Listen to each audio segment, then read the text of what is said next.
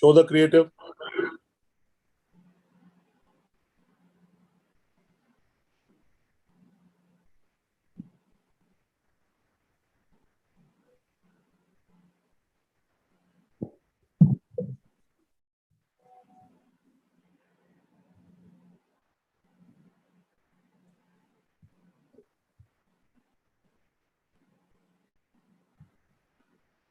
Good afternoon. It's my honor and privilege to welcome you to the BW Education Wednesday Wisdom every Wednesday, a series of conversations that we have with leaders in the education space and in technology space to be able to bring them together as we move into the new generation classrooms. Today, we discuss new generation classroom with leaders from the education domain. Let me start by introducing our panelists. We have Dr. Balkrishnan Sethi, who is the Vice Chancellor of the Sri Siddhartha University, and we think of him as an educationist, but we know that he has a hospital and he's he's a radiologist. So thank you, Dr. Balkrishnan Sethi, for joining us. Thank you so much. We have Dr. G.T. Thampi, who is the principal of the Thadumal Shahani Engineering College. Dr. Thampi, good to have you on the broadcast. Thanks a lot. We have Dr. K.N.B. Murthy, who is the Vice Chancellor of the Dayanand Sagar University, which is based out of Bangalore. Thank you, Dr. K.B.N. Murthy, for joining us. Thank you. We have, welcome, sir. We also have Dr. Preeti Bajaj, who is the Vice Chancellor of the Calcutta University in Greater Noida. Thank you, Dr. Preeti Bajaj, for joining us. We also have a very important, we are talking of smarter learning, smarter classrooms, new generation classroom, smarter education technology. So we have Mr. Mukesh Nihalwani, who's the sales lead for private education for Lenovo India also, and he will bring in the technology perspective on the panel. Along with this panel, I also have my I also have my editorial colleague Vasudha, who will be my co-partner and a co-pilot in this conversation. Let me start by asking each of the panelists an opening comment on the new generation classrooms, and we go around the house and then I'll pose specific questions. Let me start with Dr. Shetty first. Dr. Shetty, give us your opening comments about the new generation smarter classrooms. Good afternoon, Anurag. Thanks for that introduction. Basically, I would like to say, as for the new generation classroom, I would say this is a fourth revolution. Initially, we had the Gurukul system, where the student used to go to the guru, and we had this university teaching system where we had kept our students within the 4 concrete halls. And third, we had a distant education where the students used to read from something. And now it has come to online education, where the teachers go to the school and students are at home studying everything. So this is a fourth generation, fourth revolution, I would like to say. Whether we liked it or not, we have been forced to do this newer generation classrooms. Now, in newer generation classrooms, most important thing which has happened is, I would like to say, since I am in medical education, basically what we do is we put the students in the hospitals, not in the classrooms. Soon after the 12th standard, they go to the hospitals. They learn so many things in the hospital. They don't come to the classroom. So, but overall in higher education, we see that, faculty members are, try to keep the students very close to them, very close to the classroom. And this, that is emphasis on the, emphasize too much on attendance, focusing. We see a lot of software where everything is focused. It focuses where the student goes, where the student comes, whether he sits in the classroom, whether he focuses in the classroom, whether he opens his eyes, whether he closes his eyes. There are so many softwares. But what I would like to say, the newer generation classrooms are nothing but where the students learns on himself. So we need to give that autonomy to the student. We have been talking about we need autonomy for the school, we need autonomy for the university, we need autonomy for everything. But right now, what we need to do, I think there is some background noise. Yeah, one of you may have, it may be emanating from you. If you can mute yourself while Dr. Shetty speaks, we can hear him more clearly. Thank you so much for muting. Thank you. Okay. Go on, Dr. Shetty. Okay. So, what I'm telling is we need to give the autonomy to the student. So far, we have been giving the certificates. Now, in the newer generation, students come with the certificates. Students come with online classrooms.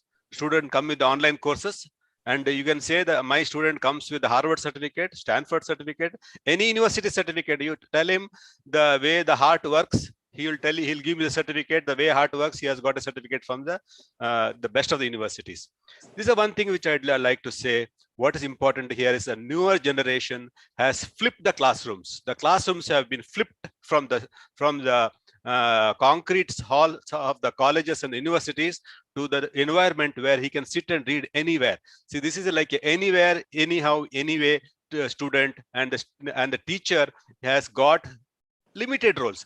And the newer generation classroom, the most important thing I would like to say, there is a natural apprehension of the faculty members. The apprehension of the faculty members is whether their role is important or not, whether they are significant or not in the education system. This has created a apprehension in the classroom, in the faculty members. So they have been insisting that, oh, students should come to the classroom, students should come to the classroom.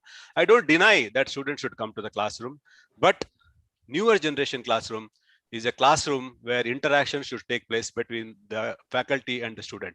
Because I feel in higher education, especially I would like to say in medicine, even in engineering, there is nothing to teach. There is only things to evaluate. You need to evaluate the student. We need to give hands-on experience to the student. If he's a technical college, he needs to get a hands-on experience. If he's a medical student, he needs to get a hands-on experience how to treat a patient. So these are most important. So newer generation classrooms are classrooms nothing but student come prepared with the subject, and faculty interacts with them. And faculty needs to make our students wise, intelligent, not those who mug everything from the textbooks. And I would like to say this is what it is more important we need to learn. We need not follow east or west. We need to say our students are the best. So newer generation classroom, each and every faculty member should say that my student is the best. I need not follow or I need not copy anything from the West. See, initially, of course, we have been forced or trained by the British administration, where they wanted to generate only clerks in this country. They never wanted people to work in this country. And that clerical job only has been created by our classrooms. Today, I think my student has been liberated and he will become the best student as much as possible. That's what I would like to say. Thank you so much for bringing the holistic perspective. Now let me bring in Dr. KNB Murthy for his opening comment.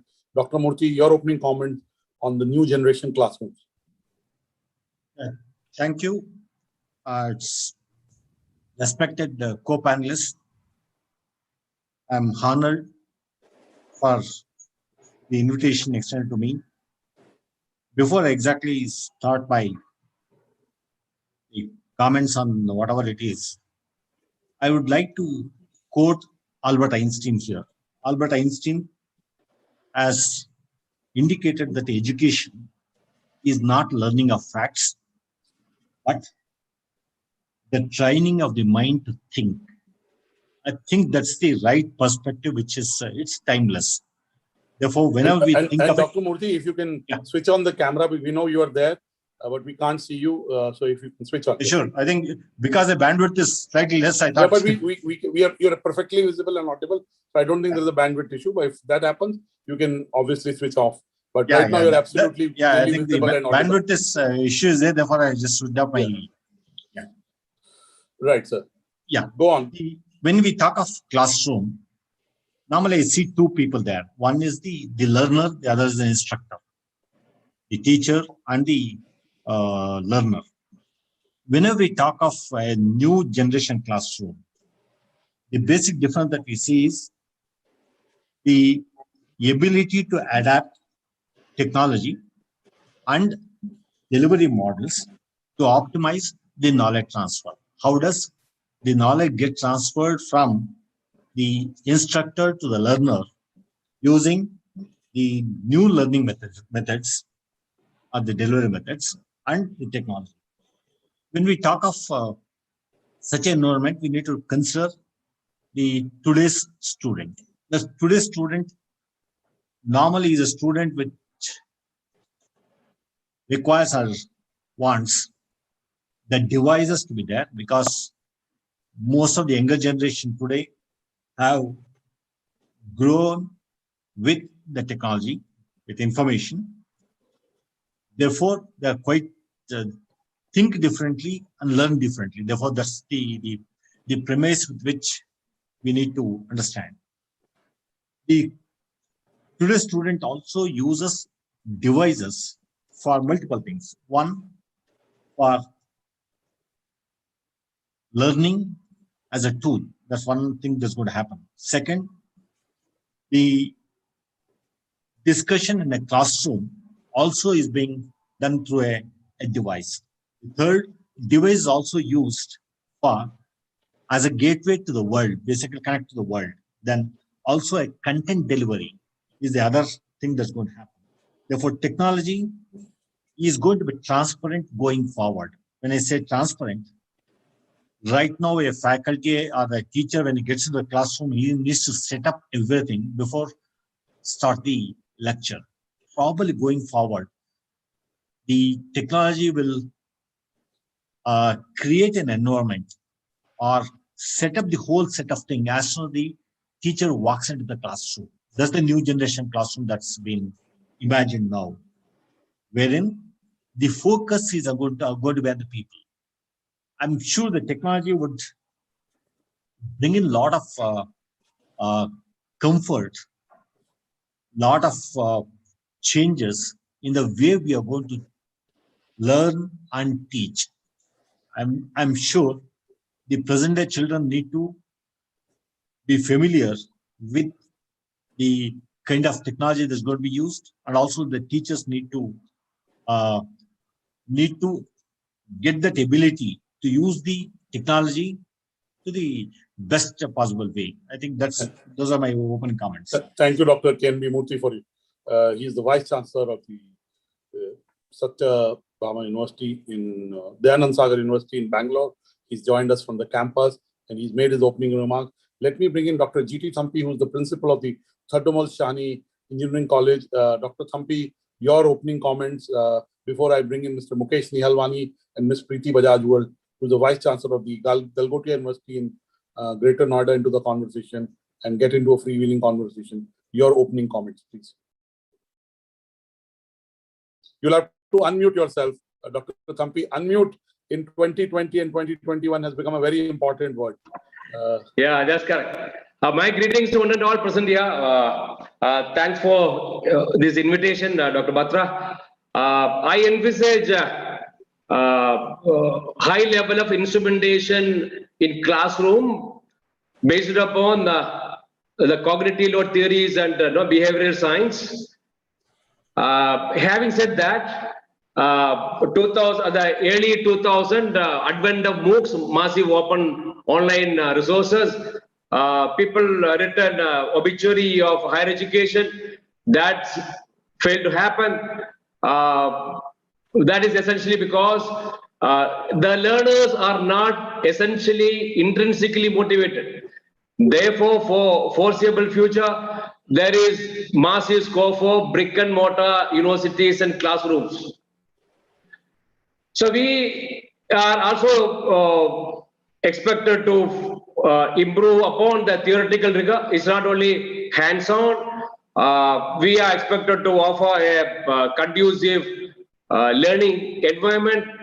We are speaking about changing into learning paradigm. Instead of teaching learning, adapt only learning paradigm. At the end, whether you teach or not, the graduate should learn. Now, we are committed to offer a supply chain of human capital as a professional college. We are all expected to provide a supply chain of human capital for the industry, national, international, global marketplace. If that is the requirement, productive engagement of students, that is with technology, without technology, the focus should be on engaging students, the graduates productively. They should be monitored, facilitated, enabled by possibly AI-driven digital systems. That is going to be the new classroom model, but it is going to happen in in brick and mortar classroom, not online. Online is failing. At the beginning, everybody, all students, parents were monitoring, students were enthusiastic, teachers enthusiastic, but it is now failing, start failing. Moreover, the online examination also contribute to this, this failure, because everything is now easy. The moment you announce online examination, people stop learning. It's about studying for examination, not for serious learning. So productive engagement, physical engagement with all kind of learning management system. But then there is a desired level of instrumentation in the classroom. But the vendors, technology vendors, many times push. They provide a lot of the push for integration of technology. Many times that also reduces as a self-gratifying, may not be contributing. So whoever is going for higher level of instrumentation should initially verify whether it is seriously going to contribute or not. It is going to improve upon the learning efficiency or not. Otherwise, the old way of engagement is going to change for sure, and all kind of flip classroom, blended learning, and some part of learning will be from the MOOCs. All this is going to happen. No way it is going to be the same hereafter. Thank you. Thank you so much. Thank you, Dr. Murthy. Sounding a cautious note, and you're basically saying hybrid learning is the way forward. Just online or just classroom is not, and classroom has its advantages. That's the point you're making. And now let me bring in Dr. Preeti Bajaj. She's the Vice Chancellor of the Galgotia University based in Greater Noida. Dr. Bajaj, your opening comments. You'll have to unmute yourself, Dr. Bajaj. I'm so sorry. So good afternoon, everyone.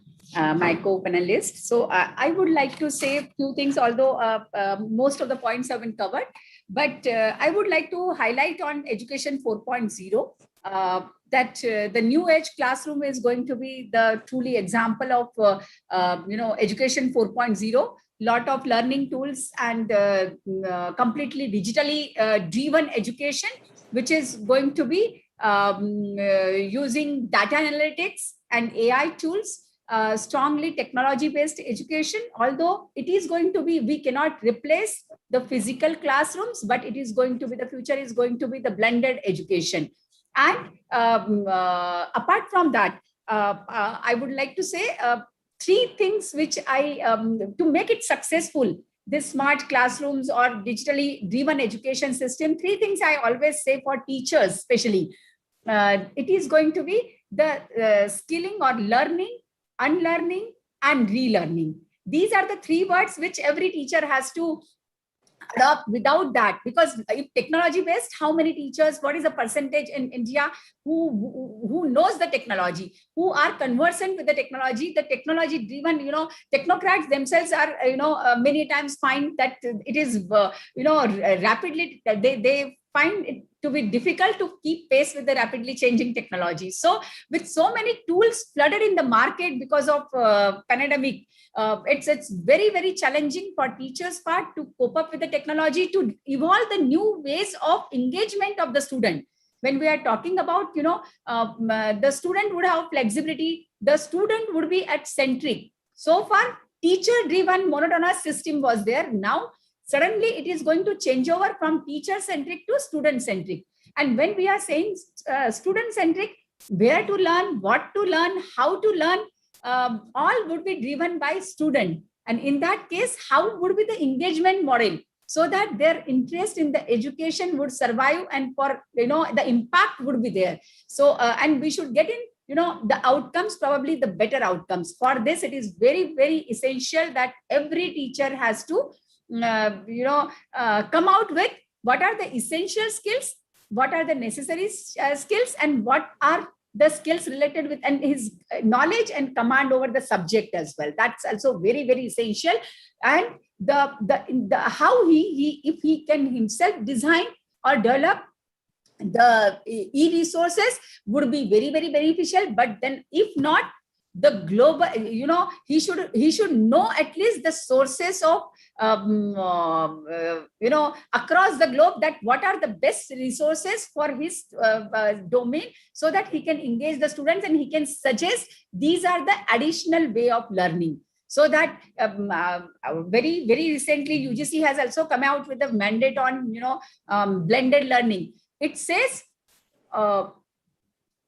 in addition to SWAYAM and NPTEL, 40%, up to 40%, the universities and colleges can go for online learning. That shows the impact, that shows how what is going to be student choice, and how is going to be the future learning. So far in last 1 year, all of us have done lot of experiments on the tools, lot of experiments on learning, and now it's time for implementation. So everybody has to be gear up, the institutions with the strong IT infrastructure, and the teachers and the students who visualize the smart classroom, smart engagement, smart learning methods as well. That's it. Thank you so much, Dr. Now, Bajaj. thank you. Was saying that new age classroom smart learning has to move from teacher centric to student centric. Let me, at this point, all of you have referred to technology, how it's been effective. Dr. Thampi said that technology is not the only solution. So let me bring in somebody who has a technology perspective and who's been working with educational institutions in terms of making sure that the new generation classrooms have the right technology and are able to help in the remote learning ecosystem. So let me ask Mr. Mukesh Nihalwani a question. Mr. Nihalwani, as a leader in technology space, what are the solutions, advancements that Lenovo has to offer to enable remote/hybrid learning? Two of the panelists have specifically talked of hybrid learning.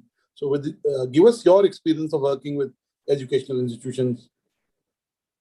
So firstly, Anurag, thank you so much for having me here. And I would like to thank all panelists to sharing their thoughts. As a technology company, we always try and give best of the technology available in the market, and we always try to get the best of the global technology available, which can be extended to India education. While Lenovo is a reliable partner in today's needs, and tomorrow unknowns helps to serve all education customers with innovation technology designed to let teacher and student confidently embrace change and opportunity. The solution improves and create a more positive and effective user experience. The design to provide purposeful and organized learning activity that is designed to impart attitude, knowledge, or skill to everyone. I just wanted to take everyone to a last year when we have been hit by the pandemic. That point of time, the device was the priority, right? So everybody wanted a device, and being a technology leader, we were able to fulfill a lot of institute requirement and ensure we provided the on-site support to the students and provide the enough devices whenever the institute has demanded from us. Coming to your question, Mr. Anurag, I'm sharing an overview how Lenovo is enabling remote and hybrid learning. During the unprecedented transition to learning, institutes are seeking the most effective softwares to achieve their learning goals. Lenovo is offering 3 portfolio to address key needs and to help education leader create and execute a learning plan. Which are those 3 portfolio? One is cybersecurity, student safety, device management. Second, remote class management. Third is instructional resources. Under cybersecurity, track, assess, protect, and remote devices 24/7. Content filtering, student safety, next-gen antivirus, device security. These are essential in current pandemic time when the students are learning from remote. It's very, very important, the cyber attack, and it should have the filtering as well. Coming to remote class management, manage live class session effectively with tools to share and filter content. Screen monitoring, content delivery, collaboration tools, and video conferencing. And coming to instruction resources, we have engaged students with robust learning options, such as tech-enabled social learning, STEM readiness, and digital care. If I touch upon the Lenovo Smart Classroom provide intelligent interactive education solution combining artificial intelligence, big data, cloud computing, and other advanced technology that empower institutes to better organize instruction work. While there are a lot of benefits of the technology, future is technology, but right now let me focus on the key benefits in 3 areas of interactions, which our panelist has also covered in their opening speech. One is teacher, second is student, and the most important is IT administrator. For teacher, it simplifies distribution of information, instruction, and assignment. This can be done with our tools. It provides visibility on student progress with learning analytics. For students, it delivers instruction and assignment directly to their device. Interactive immersive technology keep each lesson engaging. Another great benefit is AI-powered modules. Let them learn independently at their own pace. This is for teacher and student. For IT administrator, our solution optimize operation and ensure teacher and student device and data security. It is also help in making resource centralized on one platform for easy sharing and reusing, hence time saving and cost efficient. Last but not the least, it collects analytics that goes long way to bring tangible result. Lenovo is committed to provide the best of the technology for the education institute, not only with the hardware, but also with the solution.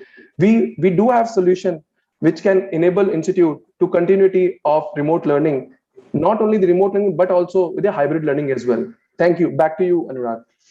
Thank you so much. Thank you for bringing the IT manager and the, person who's responsible for technology upgradation. So, but technology is such an important thing that the promoters, the vice chancellors, the chancellors are themselves involved in technology because technology is being used by them more often than they used to 16 months back.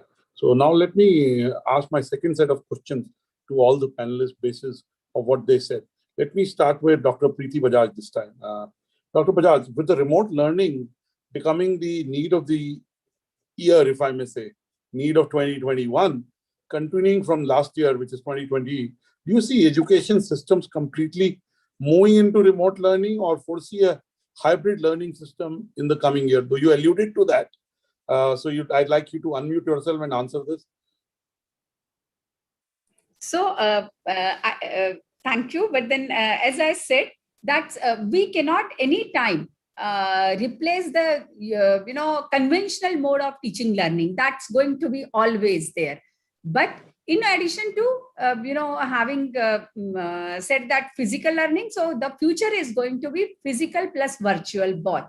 So physical classroom and virtual classroom, the percentage is going to differ. For some time, might be it would start from 20% till 80%, but then that is going to happen. So until unless the strong infrastructure is going to be there in all the campuses everywhere, so there are going to be some issues with the might be bandwidth, might be compatibility of the equipment, the switches, and then the routers, and then many other things. But otherwise, this is so blended learning is going to be the future, not only in India. So across the world, it was always there, but then in India as well. And not only for engineering education, but is going to be for, even to the extent of liberal education or every unconventional and, not only for the mainstream, but then other allied education as well, whether it is professional or non-professional courses, technology or non-technology based courses. What I see is the flexibility, the interactive skills, until unless, so again and again, I'm focusing the same, but then to make this happen, we need to have teachers to be skilled with the flipped classroom. When we talk about flipped classroom, whether it is really happening or not, the e-content or the content development would play a major role. content manager, content development could be in the campus, or there would be, the campuses would like to do the collaboration with the foreign universities, the collaboration with the local industries, collaboration with the MOOCs or the service providers, but then that's going to be very, very important. So collaboration is, again, I look at that when we are talking about blended learning, the lot of collaboration would take place within institutions, within the industry and institution, with research organization, with foreign universities, and so on. So I'm strong. I was and I am strongly advocating the blended learning, which is going to be there for. And one important issue which I feel is going to be likely to be alive, with this is mental health of the students. When I'm dealing with for last 1 year online teaching learning, lot of programs people are doing, we also did, but then we have to think about the mental health of the teachers and students as well, because we are also, in my university or every university, we are flooding the programs. We are having, the teachers are in the campus, whether students are there or not, and a lot of activities are happening. But to what extent and how we can be 24/7 in front of laptop, that has to be also seen. So that's it from my side. Okay, I would want a response from Dr. Thampi, Dr. Shetty on the same. First, Dr. Thampi. Yeah. It is observed that affluence is an antidote for pursuing engineering, science, mathematics. We historically now attracts students from middle class, lower middle class. A lot of scope for reducing the cost of education. So by proper intervention of technology, leveraging technology, a lot of cost can be reduced. But then we also should be sure about engaging students productively. Higher education also expected to canalize the juvenile impatience of youngsters into creative thing. If Lenovo can come out with a solution which helps us to create learning content based upon the learning style and learning ability of the learner. In short, if somebody can come out with a solution which facilitate creation of instructional content based upon learner's ability, learner's style. Again, there's a lot of scope for leveraging this AI technology. Then it is going to be completely revolutionized the whole teaching learning process. Near future, it is going to be a way of life, customized learning content for learners based upon the learning ability and learning style. Thank you. Dr. Shetty and Dr. Murthy, I would want your comments on whether the future is going to be purely digital or digitally enabled, or it's going to be in hybrid version. Murthy, you want to say something, Murthy, sir? Yeah. Okay, sir. Thank you. I think, in my opinion, we need to consider several points before we exactly say it's going to be purely online or hybrid or the flipped classroom. There are three different modes. One is the face-to-face. The other one is the blended learning. The third one is what is called a flipped classroom. But each one of them have their own merits and demerits. And it has to be decided based on the kind of student body that we have in the institution. But two things are very clear to me. One, because of the pandemic, we had no alternative, but we need to switch over to the online mode of education. All of us did that. I think the autonomy should lie with the institutions to decide the course of action. Definitely, use of technology will be there to a large extent. At the same time, three important things become very critical for switching over to any of these things. One, the passion of a student to learn. That's what is going to be very, very important. The second, the heuristic of learning. Heuristic of learning is the ability of a student to learn. The learning method of one student may be completely different from the other student. The third one, the spirit of inquiry. Spirit of inquiry is the asking the right question in the classroom. These three are going to be critical for success of any learning or learning methodology that's going to be adopted. In my opinion, I think a combination of all the three may exist. In the sense, offline classes will continue to exist. The online mode will also, online in the sense of blended learning will also happen. Then to some extent, flipped classroom will also happen. It all depends on the ability of the teacher to use it. The ability of the teacher, because that's exactly what I mentioned as the instructor. The success of any online thing, for example, the new age classroom, depends on the 3 or 4 important factors. One, the physical and virtual space, how exactly is going to be utilized. Then the technology, how technology can be used, is the technology support and the kind of facilities. The third one, content. Content also the third thing which is going to matter. The fourth one is the instructor skill. The ability of the teacher to use the technology is going to be the key. In my assessment, if everything is going to be clear, there's no pandemic, etc., everything is clear, then all the 3 modes would continue for some time, possibly forward. Once the things get stabilized, then there's a switching over to a digital mode of learning will happen. That's my take at this point of time. Thank you so much. Dr. Thank you. Shetty, your point of view on this. Thank you. Yes, Anurag. Thank you, Murthy sir. Yes, is it offline? Is it online? Is it blended? Means, of course, the general opinion will be blended or hybrid. But I would like to say, everybody will say it should be blended, it should be hybrid.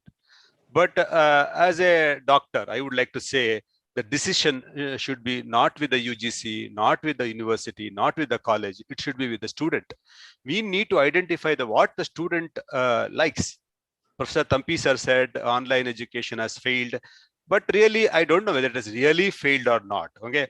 Now, when we gave the online education, students liked it very much. I'll tell you, when we wanted to do an examination, in my technical college, students insisted on online examination. Number 1. When we said, okay, you are all at home, okay, you write online examination, but those students in the hostels, you write offline examination.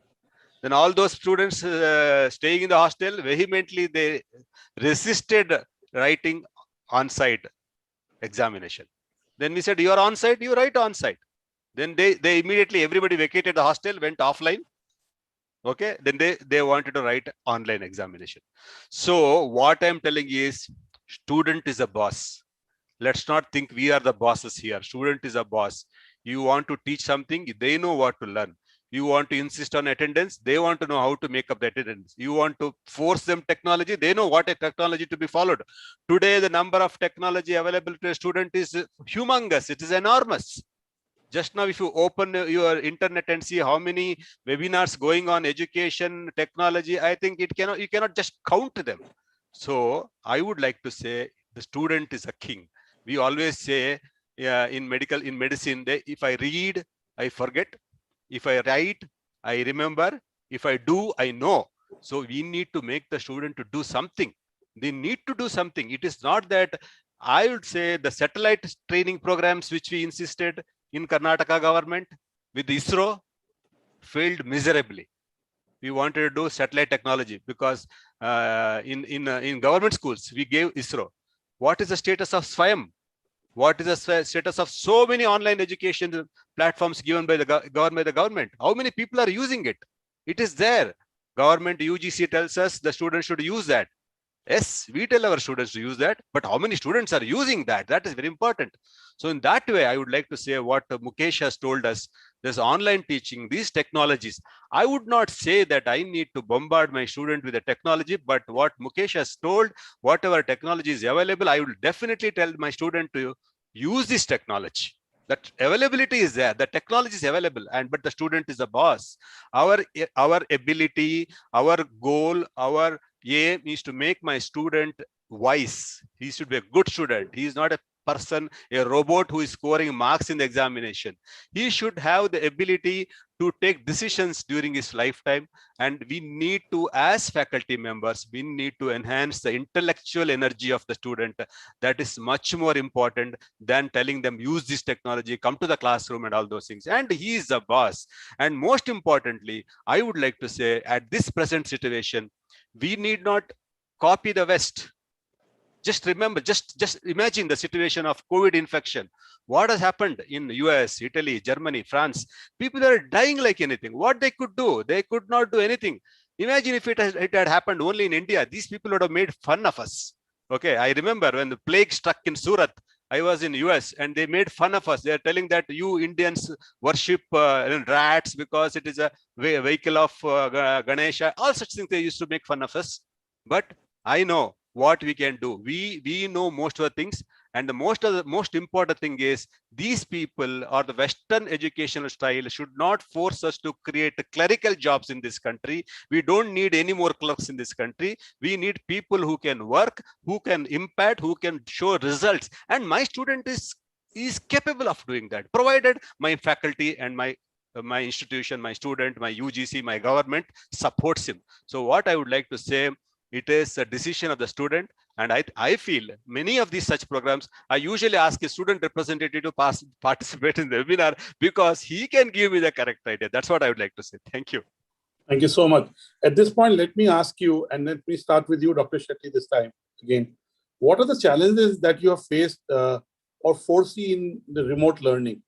And how can they be solved for? Is it hybrid learning that can solve that? How can those challenges that you faced or you foresee in remote learning, and how can they be solved? Remote learning, yeah, that comes to, I thought that's the last part of your discussion, that comes to best practices. I'll tell you a couple of best practices which I followed in my university.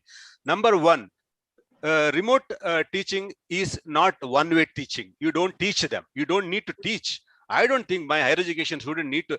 You are not deriving a Newton's formula or Einstein's philosophy or something. That time we need to teach. Maybe till 10th standard, till 12th standard, we need to teach. After that, what we need to do, the best possibility, what we do is answer first and discuss next methodology. What I tell, this is the subject I'm going to take. All the university, they say this is the subject we are going to take, and every student will read and come. We'll ask a student to read and come. We don't take a class. And on that particular subject, in the beginning of the class, I'll ask 10 questions and I'll ask each and every student to write the answer. So this is called answer first, discuss. This is what is called as a flipped classroom. We don't teach in the classroom. We ask the student to learn at home. He will read and learn. And in the classroom, during the classroom, I'll ask questions. Or this is not asking questions and asking somebody to stand up and give the answer. See, why I'm telling that is, Anurag and all the people here, what I'm going to tell is, you have been a student, Anurag has been a student, Mukesh was a student, Preeti Bajaj was a student, Vasudha is a student, Thampi was a student. What we used to do? When we used to learn maximum? During the exam time, yes or no? How many people used to learn during the class hours? We used to learn during the examination hours, examination holidays. How many examination holidays do we get? Maybe 15 days. 15 days, all engineering students will finish off the textbook in 15 days. And we get 30 days. So what is important is, for the student, what is important is examination. So every classroom is converted into an examination or an assessment hall. I ask them to read how the heart functions, read and come about the heart functions. Then in the classroom, I ask him questions. Okay, tell me how many compartments in the heart? 4 compartments. How the right atrium works? How the left? What is the ischemic heart disease? What is heart attack? I keep asking the questions, and I take the answers. And looking at the answers, I teach. What's happening in the universities today? 101 PowerPoint lines in one PowerPoint. 101 lines. The teacher would have read it some 10 years back. He would have read it, and he'll be reading the same thing in the classroom. PowerPoint should be banned, outrightly banned in teaching. I always say, Dr. Shetty, that PowerPoints are used by people who neither have a power nor have the point to. Yes. Really, you buttress that point. But let me bring in at this point my colleague Vasudha to ask the third question. which is about what are the key IT needs to enable remote learning. And this question goes to all the panelists, including Mr. Mukesh Nihalwani. But Vasudha, who would you like to ask this to first? I would actually like to start with Mr. Judge, if that's all right. It's a very technical question, but as someone who's engaging with students, and also you've spoken so much just now about the teacher training and the importance of training your teachers, and how we've all talked about how students will adapt and they will learn, but it's the teachers who need to now be taught. So can you tell us, like, what are some, from your point of view, from a teaching point of view, what are some of the key IT needs that need to be there to enable remote learning? So thank you, Vasudha. So I would like to say a few things, like at 3 level, when we engage, we are talking about smart classrooms or maybe online teaching learning. So 3 components would come. One is, very important is teacher, student, and then the third important component which will come into is IT infrastructure or digitally. So, the preparedness of the campuses. So whether it is offline or online, the technology is going to be very important component for sure. The physical, as I said, the physical and the virtual, the percentage may vary, but the all campuses must have a smart IT infrastructure, the strong IT infrastructure. That's very, very essential. Then the compatibility of the tools. So when I say IT infrastructure, it would be at the campus. The teachers also to be given, the compatible, the equipment. They may have laptop, the versions may not work, some softwares may not work. They wanted to do some, they wanted to develop the e-resources, and then some compatibility issues would come. So when I talk about IT infrastructure, it would be at all 3 levels. We have faced the issues. The students did not have the tablets. Students did not have smartphone. The smartphone or few, phones did not work with the technology proctor-based examination. We have gone for some software, and then that was not compatible on some of the, handsets. So all these challenges would come in. So IT infrastructure would include the preparedness at the campus level, in terms of bandwidth and the infrastructure point of view, and then the software, hardware, everything. The teacher's point of view, wherein they are also equipped with the gadgets, and the student point of view, wherein learner has availability and of all resources. So he should also have a electricity, internet, and then handset, and then laptops and everything. So affordability and availability, these are 2 challenges at students level. The campus level, that is going to be one. When I talked about teachers training, so yes, the teachers have to be trained for low cost solutions as well. They should do the survey, or I would say the research of all the tools which are available and the contents which are available, because now you are not teaching locally. When it is online, you are part of global education system. So then you should have command over your subject. You should know, you should have a good survey and research on your contents as well, which I have spoken earlier as well. And the last but not the least, the engagement has to be, there has to be a continuous assessment. Continuous assessment is going to be a very important parameter of all these blended learning, online learning, virtual learning, because that continuous assessment is going to give you a feel how much is learning. When you are in a physical classroom, oh, students have understood. You are asking questions. In virtual classroom, you really should have a gauge over this phenomena, whether students are, how much is learning. They may be physically present. Everybody is, on mute and present, but how much is learning, that has to be assessed periodically. And how much is the active engagement into the process of learning? Yes. And you right up front said about how to make it student centric. So you're kind of bringing both those points. Let me bring in Mr. Mukesh Nihalwani at this point. How do you think, what are the solutions available? I mean, I made a note of a lot of interesting question, which has been, or I would say the challenges which has been faced by the institutes. I mean, starting from teacher mental health, whether the customizing learning tool, and while the technology is available, but somehow those are not reaching to the institutes. And Ms. Preeti rightly said, the right infrastructure it's very, very important. I mean, when we talk about as an organization, what we ensure that we pack the complete solution and give it to the institute. It is not only about selling the product, but also to manage, deploy, and ensure we take care of the teacher mental health as well. While not the teacher will not be juggling only with the hardware, managing the hardware, but also teacher will be focusing only on the education. So that everything we take the ownership and we take all the challenges on our head. What are the benefits of technology in education? Simplified, teacher can easily distribute instruction resources and assignment. Engaged students are motivated by using the technology to collaborate with the others. Everyone wants more visibility on student progress, and student devices are securely monitored and protected. We do have the affordable, Ms. Preeti touched upon the affordable devices as well. We do have a solution called a DAS, device as a service. I mean, for all the needs, the solutions are there. We are packing the solution and we are serving it to the customer. We are bringing the technology. We are making IT simplify for all the education institute. The only thing is we have to interact, we have to talk, we have to discuss the problem. All the solutions are available.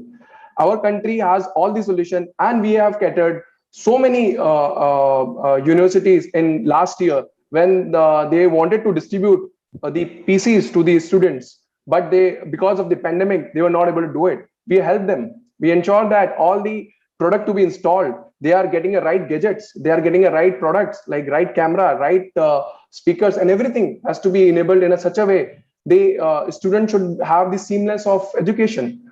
So as a technology company, yes, we are there. We have a solution to address all the all of your requirements, and we should be able to address all your concerns with our solutions.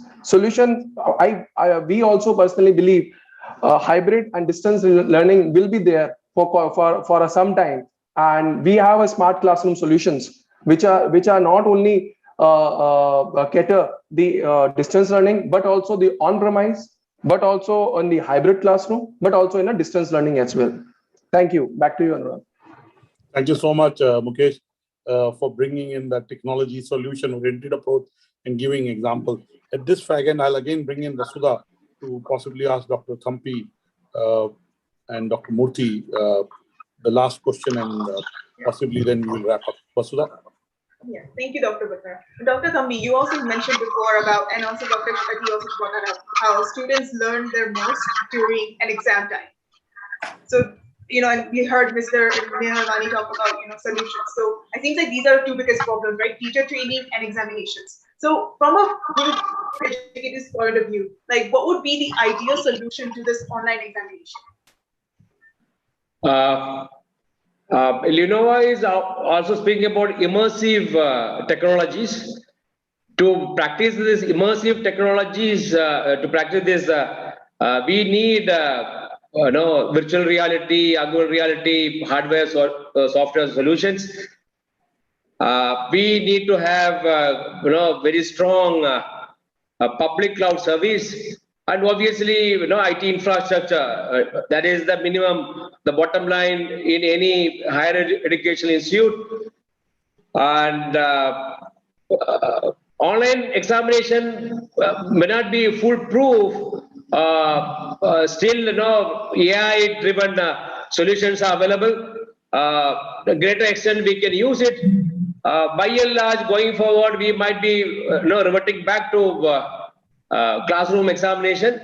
But then some scenario is also, even normal times, also advisable to use online examination mode. But then adapting all these solutions and methodology should be based upon evidence. Carry out some serious study, promote people to undertake the observation and analysis, and thereafter employ this. Democratization of learning space is fine, but that can also lead to chaos. We are into mass education. A lot of human capitals are to be created. It cannot be to the understanding of learners per se. They are in an impressionable age. Many of the people are lacking intrinsic interest in the study in the program. But then the economy need a robust supply chain of human capital. So keep that in mind. Too much democratization, collating all the opinions and creating a policy like new education policy, not based upon long-term study, long-term consulting, can create a lot of problem. Otherwise, it's going to be a new way for doing things. Technology is going to be used as a resource multiplier and force multiplier. That is going to be there. Thanks a lot. Thank you so much. I'd like to bring in Dr. Murthy again. Dr. Murthy, your comments. And you can switch on the video. I think we're at the fag end. The bandwidth has been wet. It'd be good to see you. Yeah. Thank you very much. Yeah, I have no doubt that you're active. So that's not what I'm checking. I know you're fully yes. I've been listening to all the panelists. I think two things come to my mind. One is we all think that the technology has solved the problem for everything. I think there's the kind of feeling every one of us have that we have the technology, therefore things are done. I don't agree with that kind of thing. There's one size fits all is not the right kind of paradigm to be agreed upon. Coming to the assessments, I think the online assessments like what is being done today is not foolproof, as Tampis has rightly pointed out. I think we need to come up with a new assessment methods altogether. In the sense, there are several skills which need to be measured. One skill that we need to measure is the communication skill, because there are 4 or 5 important skills to be possessed by a present-day student. In other words, the 21st century skills. The first one is the communication. Therefore, to test the communication, we may have to have some kind of essay type of questions, some kind of seminars, some kind of project exhibition where the student is going to explain the thing. That's the kind of assessment that we need to bring in. The second is the critical thinking. Critical thinking is we need to pose a problem to a student or a case study. We need to find out whether the student is able to solve that particular problem or approach that problem in the right way. What are the mistakes done by the student? The idea is not to pass or fail. The idea is to check whether the approach is right. If the approach is not right, we need to go back to students saying that you seem to be wrong in this particular step. You need to correct that. I think that's where the learning is going to happen. The third kind of thing is the creativity. You need to have some kind of the assessment tools. Maybe you can ask them to have a poster design a poster on a particular topic and see how creatively they do the things. And you also check for a given question, how does a student is going to answer the question differently, creatively. That's the critical thing that's required. Possibly we may not be able to do this online mode. The next thing that we can think of is the fourth skill, which is critical, is a collaboration. Collaboration is we need to assign a project or a task to a student to work in a collaborative mode. I think these are the methods which we need to bring in, which may not be done through technology all the time. I think there are some things which we need to do it offline also, the face-to-face kind of mode. I think one thing is also not very well clear to me. That is, are we making everything simple to our students? Because we make everything available to them.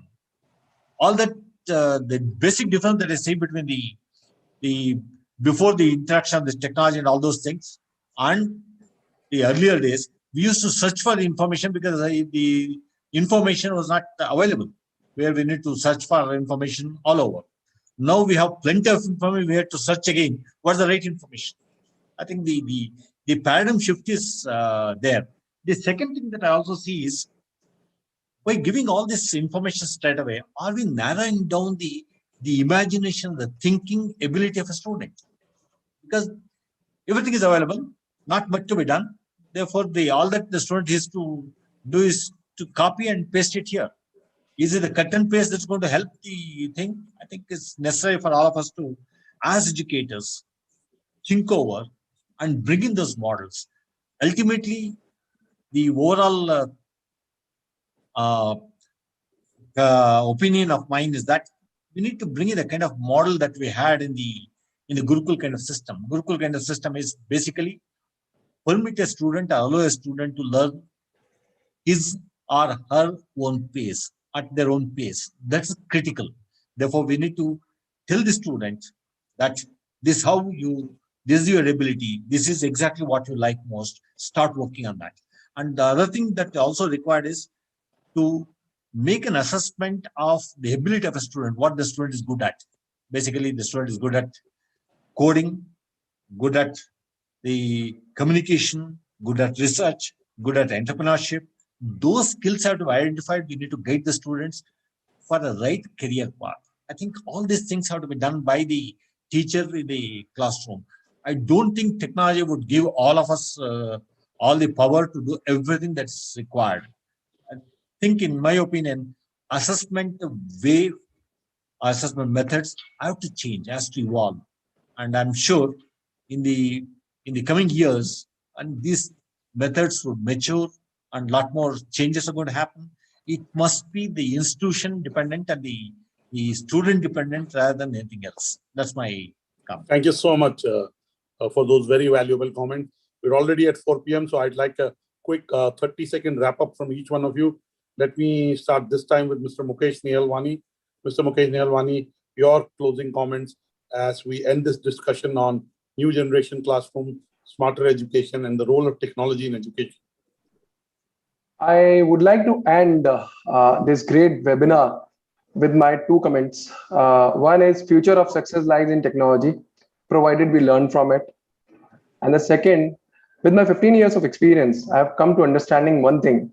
Technology won't replace teachers, but teachers who use technology will probably replace teachers who do not. Thank you. That's a beautiful thing to say. The technology won't replace teachers, but the teachers that use technology would replace the teachers that don't use technology. What a quotable quote, Vasudha. Closing comments from you, Dr. Preeti Bajaj. I would like to repeat how I started with is for the new age classrooms, the teachers learning, unlearn, learn, unlearn, and relearn. So without that, everything would not be possible. We talk about technology and new age classrooms, but unless the teachers are ready, even if we have strong infrastructure and desire, will not able to go. So that change of mindset should begin. So for change of mindset, this is very essential that we understand the importance of learn, relearn, and unlearn. Thank you so much. Dr. Jitish Thampi, your final comment. You'll have to unmute yourself, Dr. Thampi. Or all of you will have to hire an unmute assistant. The cost of education is going to drive adoption of new normal, essentially enabled by technology. That is going to be there, no doubt about this. But judiciously adopt and integrate technology and technology-driven practices in higher education space. The regulatory bodies and systems should be mindful about effective guidelines and regulations which will create a seamless higher education space. Thank you. Thank you so much. Dr. Shetty, your final comments. Yes, chalk and talk method as well as talk and talk or the teachers and technology method, both should be available to the student as far as I am considered, and he should not enforce anything to the student. Student should decide what is good for him and he should do that. That's what I would like to say. And finally, the teacher with the artificial intelligence or maybe the technology should not be afraid of technology or artificial intelligence. Now onwards, we'll differentiate the teacher who knows artificial intelligence or teacher who doesn't know artificial intelligence. Period. That's all it is. Fantastic. Dr. Murthy, you have the final word before I ask Vasudha for her closing comments. Yeah, in my last comment is that most of the learning happens in informal sessions.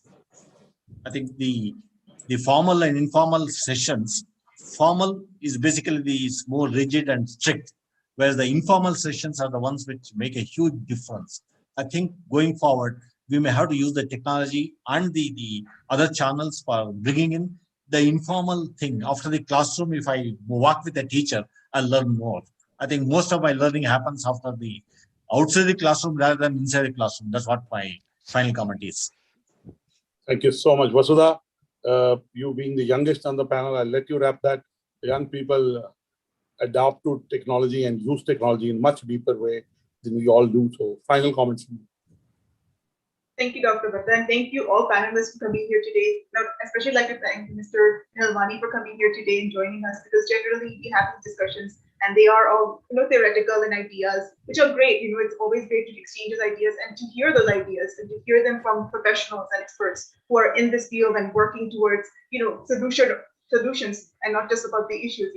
And Mr. Nirvana was here to actually tell us and give us concrete answers of what is there available for us to use and what can be available for us to use. So it was a very interesting, very pragmatic, I think it was a very successful webinar. And I'm actually excited for future generations because they get to have so many options and so much input and so many people who truly care about them learning and learning the best that they can and be ready for the future, which I don't think has been, it's always been like our intention, but it has never been implemented to this degree. And with the new education policy, it's also coming out even more. Like we are talking about this, and we're not just talking, we're putting it out there. We are doing this, and I'm really excited to see what's going to come out of it.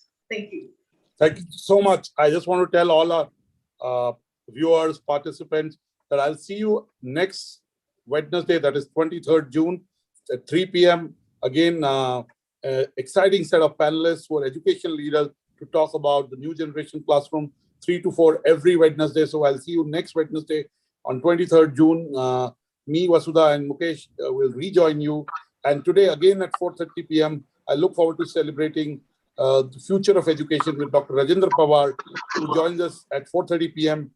Just now to talk to BW Education about what is happening in the education domain, the edutech domain, and what is the future of learning. So BW Education will stay at the forefront of bringing education industry leaders and technology leaders together so that we can record the future of education, whether it's hybrid, whether it's virtual, and use the right technology to be able to provide the solution that is needed for learning. Thank you so much.